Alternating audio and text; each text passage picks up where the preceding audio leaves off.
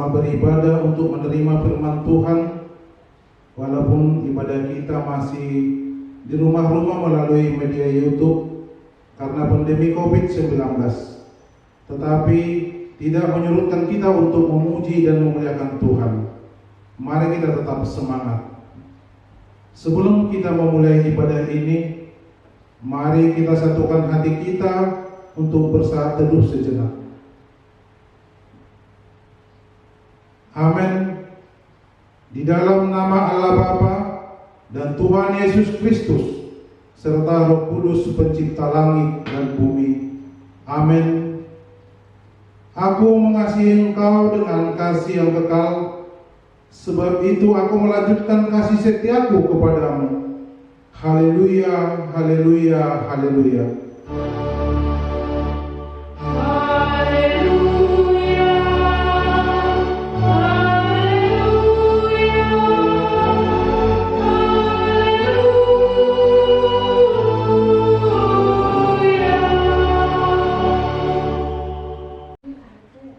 Marilah kita berdoa. Ya Tuhan Allah, Bapa sumber kasih karunia, kami datang sujud mempersembahkan syukur dan pujian kami atas segala kasih karunia-Mu. Engkau selalu menyertai kami sehingga bebas dari rasa ketakutan dan khawatir. Lewat firman-Mu, Engkau menghibur kami oleh rahmat-Mu. Engkau menuntun kami masuk ke dalam kerajaan-Mu. Kiranya Roh Kudus hadir di tengah persekutuan ibadah ini, sehingga kami kuat melawan hawa nafsu, tahu mengasihi sesama, dan selalu berjalan menurut kehendak-Mu. Kami naikkan doa ini di dalam nama anak-Mu, Tuhan Yesus Kristus, Juru Selamat kami. Amin.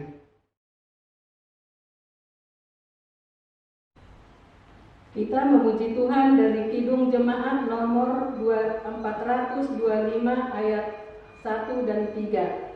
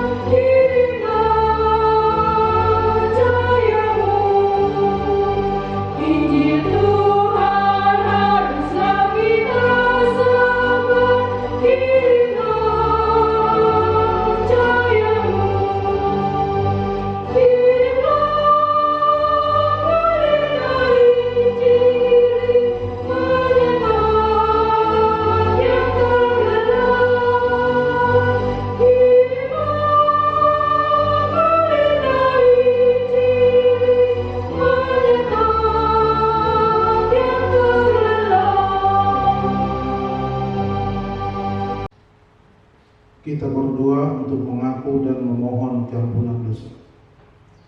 Ya Tuhan Allah Bapa yang Maha Kasih, sumber berkat bagi kehidupan kami, Engkau setia menyertai dan melindungi kami dalam kegiatan kami sehari-hari, serta memberikan berkat bagi kami. Apa yang kami miliki adalah pemberian-Mu semata, harta, kesehatan, pengetahuan, dan segala yang ada pada kami. Namun semua itu sering kami pergunakan justru untuk hal yang sia-sia. Bahkan sering kami pergunakan sebagai alat untuk berpaling daripada-Mu. Bapa yang baik, kami telah berdosa kepada-Mu. Ampunilah kami atas segala dosa kami. Anugerahkanlah kepada kami hikmat, sehingga kami mampu mempergunakan apa yang kami miliki untuk segala kebaikan sesuai dengan kehendak-Mu. Dalam nama Yesus Kristus, kami memohon keampunan dosa kami. Amin. Dengarkanlah firman Allah, janji tentang keampunan dosa. Tak berkesudahan kasih setiap Tuhan, tak habis-habisnya rahmat-Nya, selalu baru tiap pagi, besar kesetiaan-Mu. Kemuliaan bagi Allah di tempat yang maha tinggi. Amin. Kita memuji Tuhan dari Kidung Jemaat nomor 29 ayat 1 tambah 4.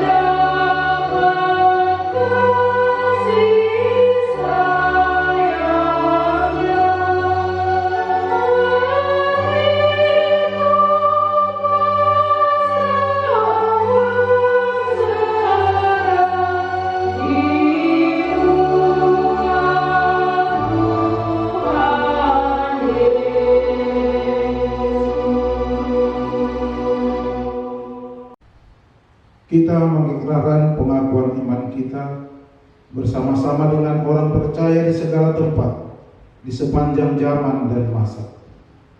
Aku percaya kepada Allah, Bapa yang Maha Kuasa, Khalik langit dan bumi, dan kepada Yesus Kristus, Anaknya yang tunggal Tuhan kita, yang dikandung daripada Roh Kudus, lahir dari anak darah Maria, yang menderita di bawah pemerintahan Pontius Pilatus, disalibkan, mati dan dikuburkan, turun ke dalam kerajaan maut. Pada hari yang ketiga, bangkit pula dari antara orang mati, naik ke surga, duduk di sebelah kanan Allah, Bapa yang Maha Kuasa, dan akan datang dari sana untuk menghakimi orang yang hidup dan yang mati. Aku percaya kepada Roh Kudus, gereja yang kudus dan am, persekutuan orang kudus, pengampunan dosa, kebangkitan daging, dan hidup yang kekal. Amin.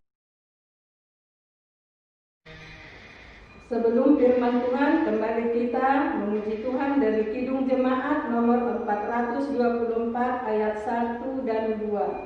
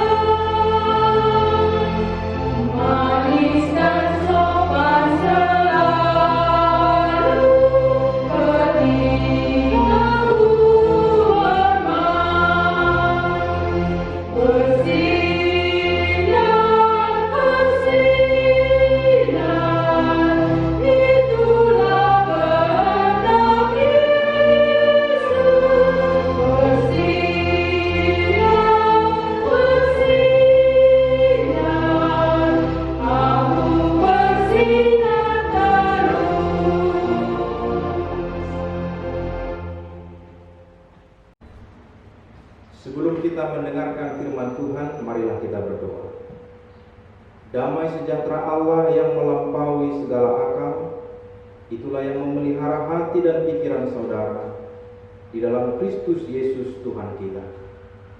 Amin. Shalom, selamat hari Minggu untuk kita semua. Semoga jemaat yang dikasihi Tuhan dalam kondisi yang baik-baik saja. Terlebih kita yang sudah melewati kurang lebih 4 bulan pandemi COVID-19 ini.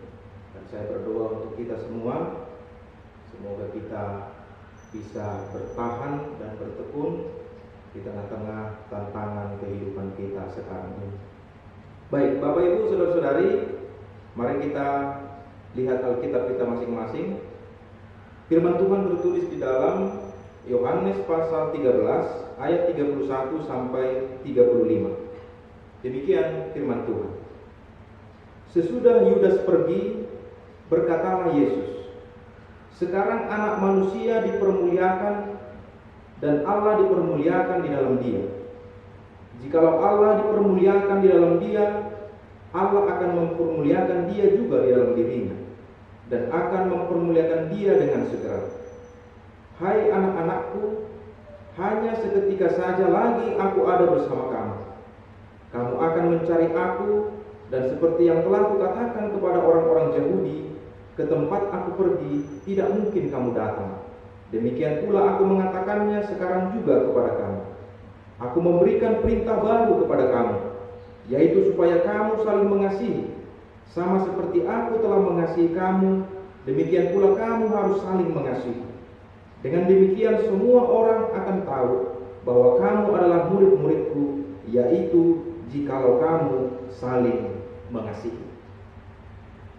Saudara-saudari yang dikasihi Tuhan, kita perhatikan topik minggu kita adalah yang berjudul kasih sebagai perintah yang baru.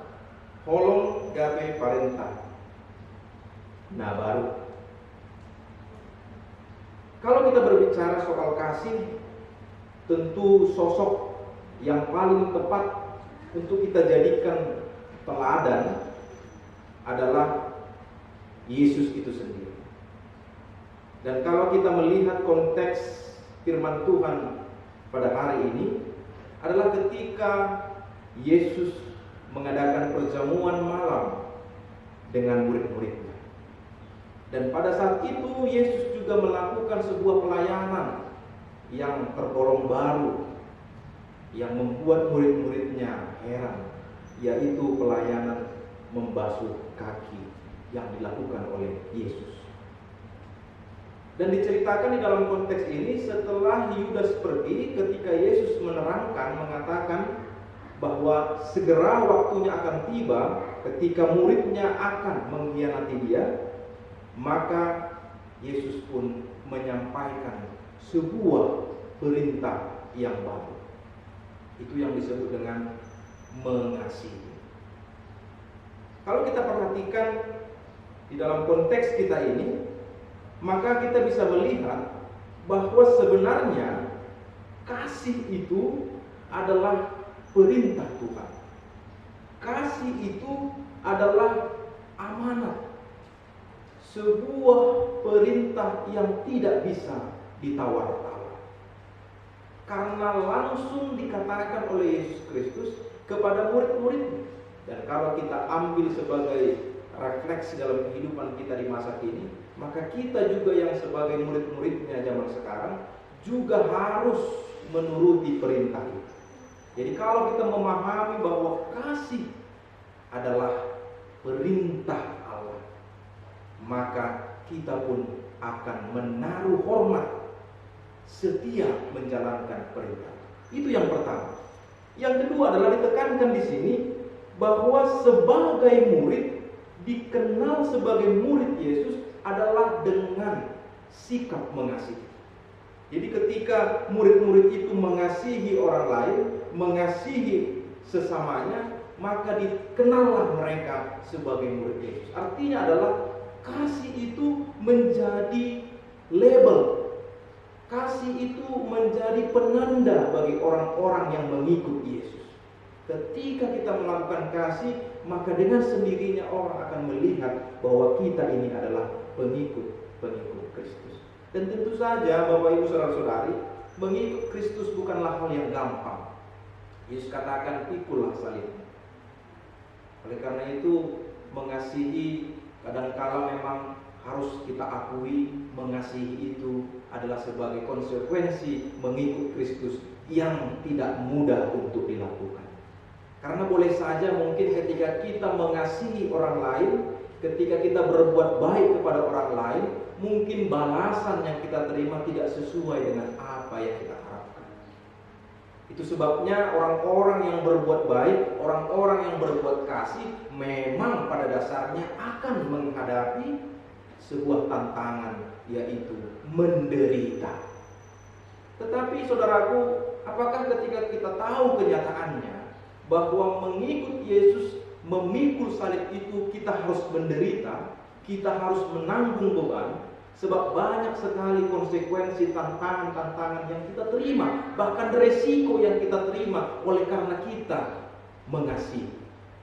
Tetapi walaupun kita tahu realita bahwa begitu banyak tantangan, mana sikap yang kita pilih?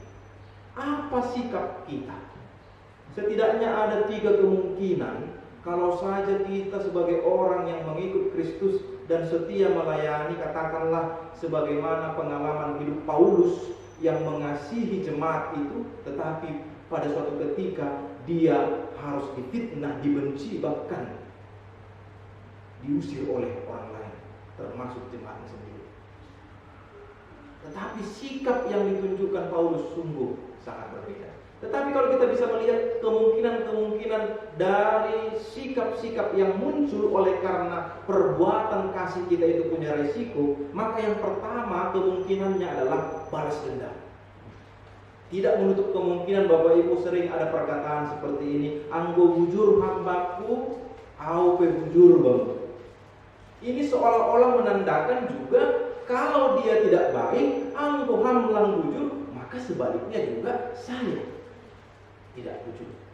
Apakah seperti itu sikap yang kita pilih? Kalau kita lihat bagaimana cara hidup orang Yahudi, mata ganti mata, gigi ganti gigi. Ketika ada orang berbuat salah, maka langsung ditimpakan kesalahan, hukuman itu kepada dia. Mahatma Gandhi pernah berkata, seandainya hukum lex talionis itu, mata ganti mata, gigi ganti gigi itu diberlakukan di dunia ini, maka dunia ini akan buta dan ompong. Karena masing-masing kita semua punya kesalahan, masing-masing kita punya kelemahan. Maka setiap kali kita punya kelemahan, kita akan dihukum. Dan setiap kali orang memiliki kesalahan, maka kita akan menghukum. Maka dunia ini akan menjadi buta. Itu kemungkinan yang pertama. Bisa saja kita balas dendam. Tentu saja ini tidak disarankan untuk kita pilih sebagai jalan pengikut Kristus. Yang kedua adalah kita menerima begitu saja. Sering saya mendengarkan keluhan dari jemaat yang pernah saya layani ketika dia mengalami musibah atau ketika dia mengalami penderitaan, baik itu dia dikucilkan, diusir, atau bahkan dia menderita secara perasaan, mental dan sebagainya. Dia katakan, ya sudahlah, saya menerima saja. Sonon malobik, wapkon malobik. Ternyata sikap seperti ini juga kurang efektif. Memang kalau kita lihat pada kulit luarnya, ketika ada orang berbuat jahat kepada kita, tidak kita balas, kita biarkan saja. Tetapi ini bukanlah jalan untuk kebaikan. Karena kalau kita biarkan orang yang berbuat salah itu, yang berbuat tidak baik itu tidak kita tegur, maka dalam Alkitab juga dikatakan kita juga berdosa di dalamnya. Maka budaya menerima saja tanpa menegur, tanpa melakukan perlawanan juga adalah sebuah sikap yang kurang efektif. Lantas apa yang harus kita pilih? Ada kemungkinan jalan yang ketiga, yaitu mengasihi meskipun sangat pedih. Karena mengasihi meskipun sangat pedih ini adalah sikap yang bukan membalaskan dendam, dan sekaligus juga bukan sikap yang menerima begitu saja. Tetapi sikap mengasihi walaupun pedih ini adalah kita tidak membalaskan kesalahan orang lain. Kita mengasihi orang lain dengan cara menegur dia, tetapi dengan jalan damai, seperti yang dilakukan oleh Yesus itu sendiri. Jalan yang ditempuh oleh Tuhan Yesus adalah bukan untuk membungkam orang-orang yang mau menyalibkan dia, orang-orang yang menangkap dia, memukuli dia, membunuh dia, tapi dia mengampuni dengan jalan pendamaian. Itulah yang kita pilih, menjadi pengikut Kristus, menjadi murid-murid Yesus. Jalan di mana kita tetap mengasihi, kita tetap berbuat kebaikan meski pedih sekalipun. Karena apa Bapak Ibu? Karena Allah kita itu sendiri adalah Allah yang penuh kasih. Allah yang memberikan kasih-Nya yang begitu banyak. Allah yang mencerminkan luar biasanya melimpah kasih-Nya kepada kita. Di saat kita kekurangan secara ekonomi, kita diberi kesehatan. Di saat kita tidak memiliki kesehatan yang cukup, kita diberikan kemampuan finansial untuk mengobati luka-luka kita. Itu artinya Tuhan begitu baik, Tuhan begitu kasih, Tuhan begitu memberikan karunia-Nya kepada kita. Lantas yang menjadi pertanyaan bagi kita, kalau Allah yang begitu kasih, yang bahkan kasih terbesarnya diwujudkan dalam Yesus Kristus yang menyalibkan dirinya, yang tersalibkan demi mengampuni dosa manusia. Maka pertanyaan renungan bagi kita adalah, kalau Allah itu adalah Allah yang kasih, sudahkah Anda menyediakan ruang di dalam hati Anda untuk menerima kasih setia Allah? Sudahkah Anda membuka ruang di hati yang terdalam, yang mungkin sudah ditutupi oleh kegelapan, untuk tempat Yesus dan Roh Kudus bernaung di dalam hati? Maukah kita menerima kasih setia Allah? Tentu saja tidak ada satupun kita yang menolak kasih setia Allah.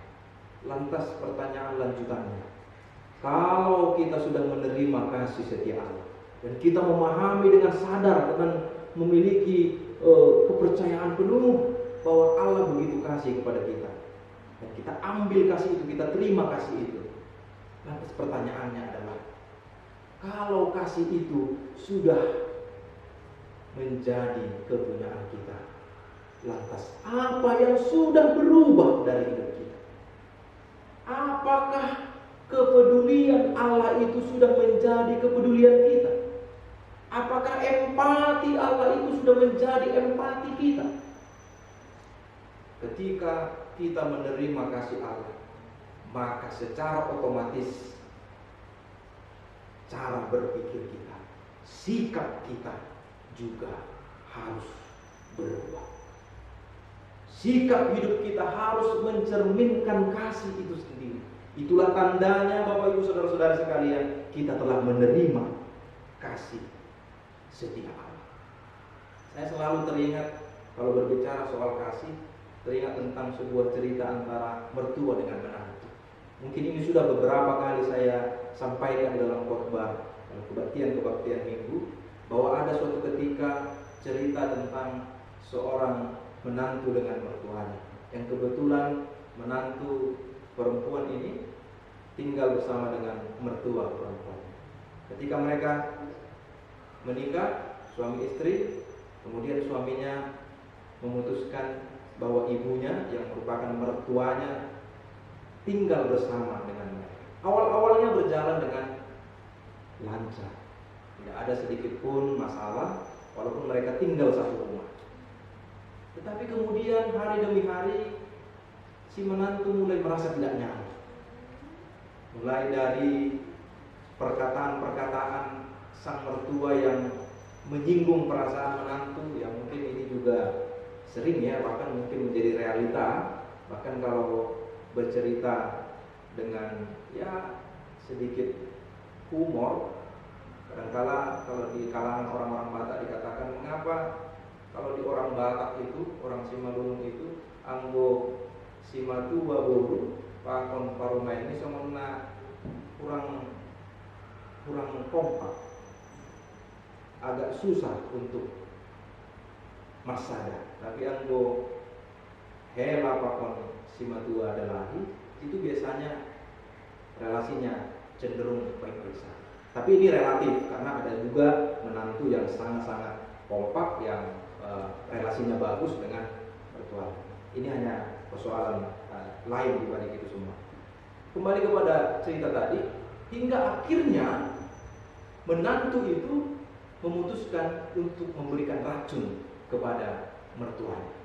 Dia cari cara, dia putar otaknya bagaimana supaya mertuanya ini bisa disingkirkan. Dan dia dapat ide, dia pergi ke toko obat dan dia mencari racun. Dan ketika dia pergi ke toko obat, sang penjual obat itu sudah heran, merasa heran mengapa dia meminta racun. Kemudian ketika dia menjelaskan kondisinya, maka si penjual obat itu pun memberikan sesuai dengan yang dikehendaki. Sesampainya di rumah, si menantu itu pun mulai melakukan aksinya. Tapi dia ingat pesan dari penjual obat itu, kalau kau ingin meracun, memberikan racun kepada mertuamu, supaya tidak diketahui, supaya tidak dicurigai, maka kau harus memberikannya dengan pelan-pelan. Dosis yang sedikit demi sedikit, sambil kau memberikan perhatian, sehingga mertuamu tidak lagi curiga. Dan akhirnya si menantu ini pun melakukan seperti yang dia lakukan, seperti yang dikatakan oleh penjual obat tadi.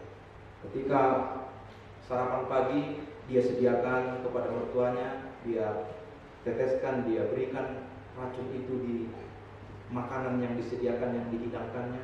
Begitu juga makan siang, begitu juga makanan-makanan yang lainnya. Perhatian juga diberikan oleh si menantu ini agar si mertua ini tidak curiga. Tetapi yang di luar dugaan dari si menantu ini adalah ternyata si mertua ini lama-kelamaan menjadi baik, menjadi sangat-sangat ramah, dan bahkan dia memuji-muji menantunya di hadapan anaknya sendiri. Sehingga ketika dia tanpa sadar perbuatannya meracun mertuanya ini sudah berlangsung dengan lama, dia tidak sadar bahwa dia sudah dalam proses membunuh mertua. Akhirnya ketika dia menyadari terjadi perubahan dari mertuanya, dia pergi kembali ke tempat penjual obat dan dia minta penawar. Tapi apa yang terjadi?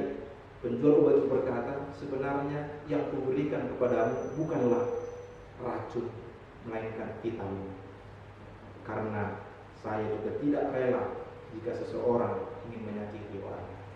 Si menantu pun akhirnya merasa lega, dia pulang dan akhirnya dia pun merubah dirinya menjadi lebih baik sehingga dia memiliki relasi yang lebih baik dengan mertua. Kalau kita tanya secara relativitas pertanyaan ini, siapa yang duluan berubah? Apakah mertuanya atau menantunya? Maka kalau bisa kita jawab adalah menantunya itu. Oleh karena itu, Bapak Ibu Saudara-saudari, kalau kita ingin berbuat kasih, ingin mengubah dunia ini, ingin menciptakan kebaikan ini, maka pertama-tama kita harus mengubah diri kita. Kita harus mengoreksi diri kita. Kita harus membarui diri kita. Kita harus melihat bahwa ada cermin di dalam rumah saya, ada cermin dalam hidup saya, sehingga apakah cerminan hidup saya ini sudah membuktikan kepada orang-orang sekitar bahwa saya adalah orang yang penuh kasih. Saya harus berubah lebih dahulu, memproses diri saya, belajar lebih banyak lagi agar cara berpikir saya lebih positif, agar hati saya bisa mengampuni, agar sikap hidup saya mengutamakan kepedulian kepada orang lain. Maka dengan cara itulah kita mengasihi orang lain, mengasihi dengan sederhana. Banyak orang yang berangan-angan bagaimana dia menciptakan sebuah kejutan yang luar biasa kepada pasangannya dengan membelikan barang yang mewah dengan harapan pasangannya akan terkesima, akan kagum. Dia menyimpulkan perbuatannya itu adalah dengan mencintai dengan luar biasa. Padahal kalau kita perhatikan Bapak Ibu dalam kehidupan rutinitas kehidupan kita sehari-hari ini, Sungguh indah kalau kita mencintai dengan sederhana. Mencintai dengan sederhana bukan berarti mencintai dengan itu saja atau mencintai dengan biasa-biasa saja, bukan. Tetapi mencintai yang sederhana adalah mencintai, mengasihi dengan kedalaman hati, dengan ketulusan yang dalam. Meskipun barang yang kita berikan kepada orang lain nilainya tidak mewah, meskipun perhatian yang kita berikan kepada orang lain nilainya sangat kecil, tetapi karena kita tulus memberikannya kepada orang lain, maka itu sangat berdampak baik kepada orang lain.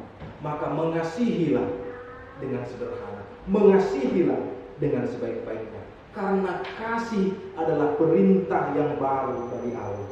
Mengapa dikatakan baru? Karena kita harus membaharui diri kita, karena kita harus meningkatkan kualitas hidup kita. Kita harus berdaya tahan, sehingga ketika kita mengasihi satu kali, tidak luntur kasih itu oleh karena tantangan yang kita hadapi. Dan karena kita adalah pengikut Kristus yang harus menaati perintah, maka kasih itu menjadi milik kita, menjadi gaya hidup kita. Bagaimana kita menunjukkan empati kita, bagaimana kita menunjukkan kepedulian kita kepada orang-orang di sekitar kita. Terlebih Bapak Ibu Saudara-saudari, di tengah-tengah kondisi COVID-19 yang masih terus mengancam kehidupan kita, disinilah kita diajak sekaligus kita diingatkan agar kasih itu jangan luntur. Ulang holong ai gabe halong, anggo halong maholi holong ai gabe holong. Terpisah-pisah, ada jarak, karena kasih itu tidak dipelihara, kasih itu tidak dipupuk. Oleh saudaraku, marilah kita membaharui hidup kita, karena kita sudah menikmati kasih Allah yang melimpah dalam kehidupan kita.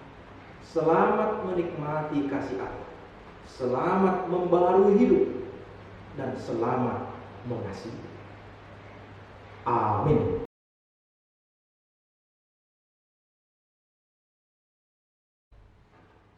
Sebelum kita mengumpulkan persembahan, marilah kita mendengarkan firman Tuhan yang menjadi dasar bagi kita untuk memberikan persembahan yang tertulis di dalam Mazmur 50 ayat 14. Persembahkanlah syukur kepada Allah dan bayarlah nazarmu kepada Yang Maha Tinggi.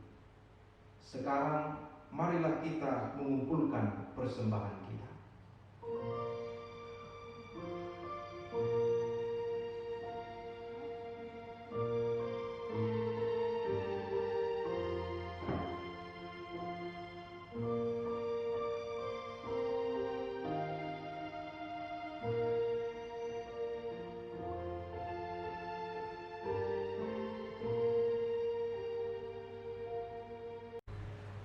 Bapa kami yang di surga, dikuduskanlah namamu, datanglah kerajaanmu, jadilah kehendak-Mu di bumi seperti di surga.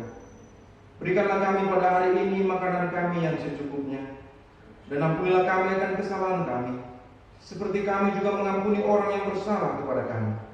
Dan janganlah membawa kami ke dalam pencobaan, tetapi lepaskanlah kami daripada yang jahat.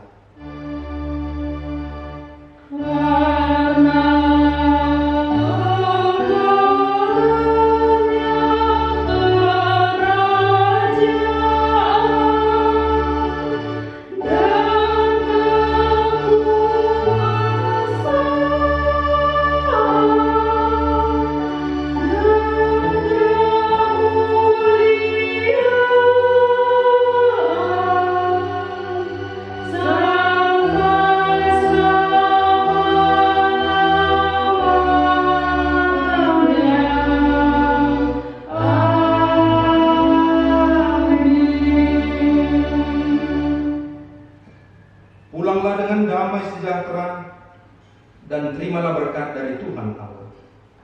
Tuhan memberkati engkau dan melindungi engkau. Tuhan menyinari engkau dengan wajah-Nya dan memberi engkau kasih karunia.